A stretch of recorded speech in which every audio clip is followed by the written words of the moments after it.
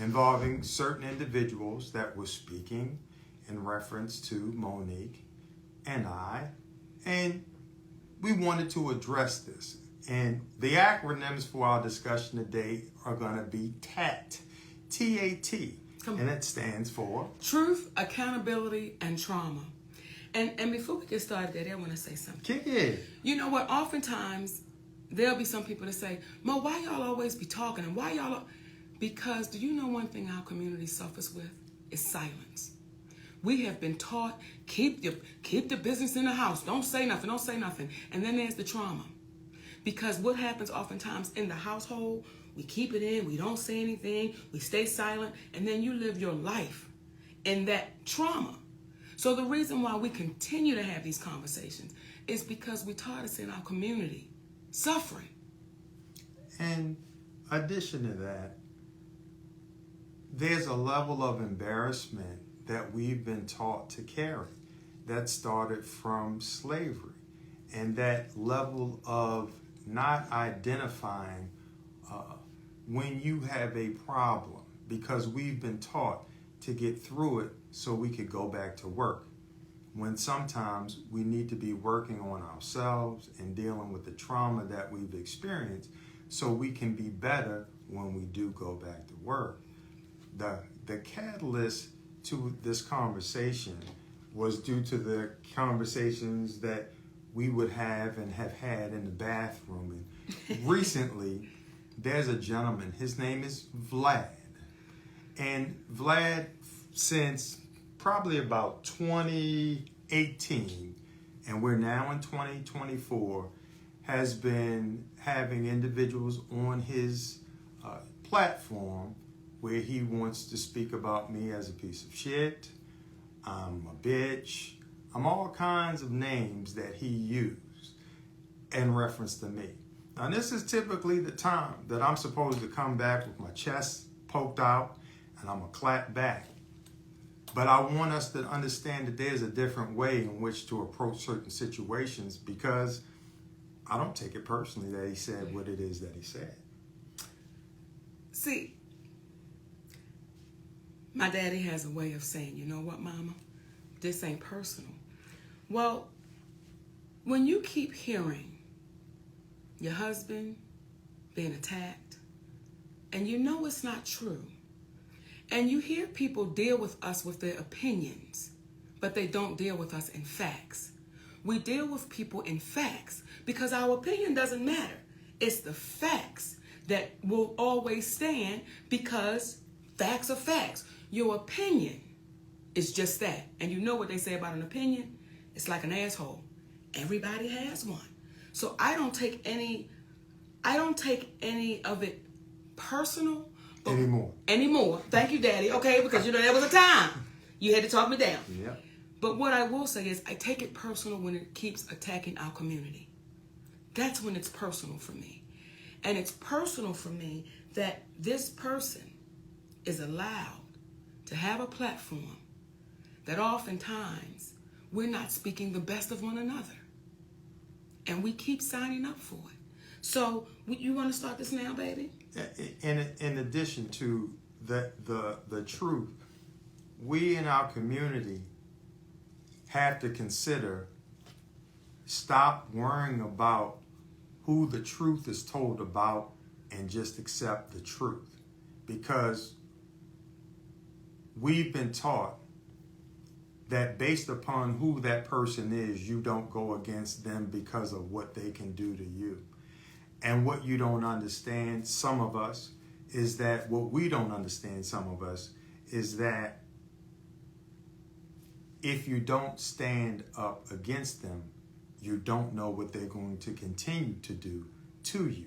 You don't know the boundaries of us emboldening them to do whatever they want to do to us. And to me, that starts off with a story about Adam and Eve. But that's a different road that we got to go down one day. But as it relates to Vlad, I'm talking directly to you, my Caucasian brother from another mother. You've continuously made statements about us trying to extort you for the interview, when in actuality, the only thing we were looking to do was make sure that you did not own Monique's image in all perpetuity. We had an interview set up with you that we confirmed on May 7th, 2018, that was scheduled for the 11th of that same week, which is 4 to 5 days away, depending upon how you look at it. You did not give us the release form until right before we were about to do the interview with you, when we had several days in advance to get that information. I was taught, and we were taught, that you never sign any documentation until you're able to read that and you have somebody read it over who you trust. You keep portraying it as if when we told you we couldn't sign it right then, you said, well, we allowed them, or I allowed them to still do the interview. If you remember, you had your guy reach out for Monique, not us reaching out to be on your platform. So you were not doing us any favor in reference to allowing the interview to continue. You were trying to work it out for yourself. And when we had our attorney look at it, essentially, when we saw the language that you would own it in all perpetuity, which means once you sell your catalog, it was explained to us and we understood it as there was a possibility that whoever you sold that interview to, along with your others, that you owned in all perpetuity, they could cut it up and use it in any way in which they saw fit, which means we have no control over it. So what's standard in the entertainment industry, when you go on different platforms, they give you a licensing agreement and they ask for X amount of time in which to use this, and you either approve it or you don't. In your situation, we would have approved it. However, what happened was, once we looked into, or initially were looking to give you the licensing agreement, and you rejected it because you were like, you own it, and what you did, and we were trying to have control over Monique's image, we had a chance to look at you and the interviews you had done because we didn't know you. We're going to jump into the conversation or the email that you last sent to me on April 2nd of 2022 that is different from how you've been talking about me recently. Might as well jump into it, love. You know what, Daddy? Before we jump into it, I just want to explain something to the babies. Do it. When you get to a place called Hollywood, there's no one-on-one. There's no, let me walk you through it. Let me explain to you what's happening. So that word in all perpetuity, I didn't know what that meant. I had no idea what that meant. So I'm sure there were times in my career that I've signed release forms not understanding what I was signing. It's just a release form. Till you understand, when you sign that in all perpetuity, that means they own you. So I want to make sure you babies understand that's getting ready to be new to this business, new to the game. When they put something in front of you and say, sign this, if you did not go to school to read contracts or release forms or whatever, that's not what we do.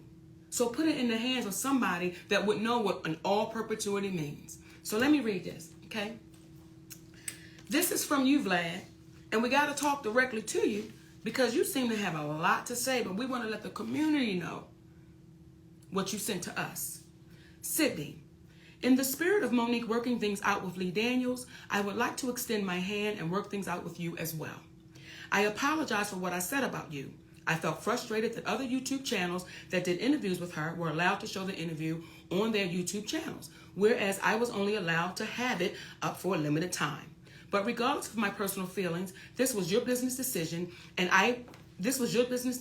the way I reacted was unprofessional and immature. I would like to offer her $5,000 for the interview if both of you sign a release form that allows us to keep the interview on our channel like every other channel does. Then he put Sway, Comedy Hype, Breakfast Club, etc. To which she's never signed a release form for them. Never. If that number doesn't work for you, I'm open to negotiating. I still feel that this is a very important interview with an Oscar winner that discusses both her professional and personal life, especially at a time when the Oscars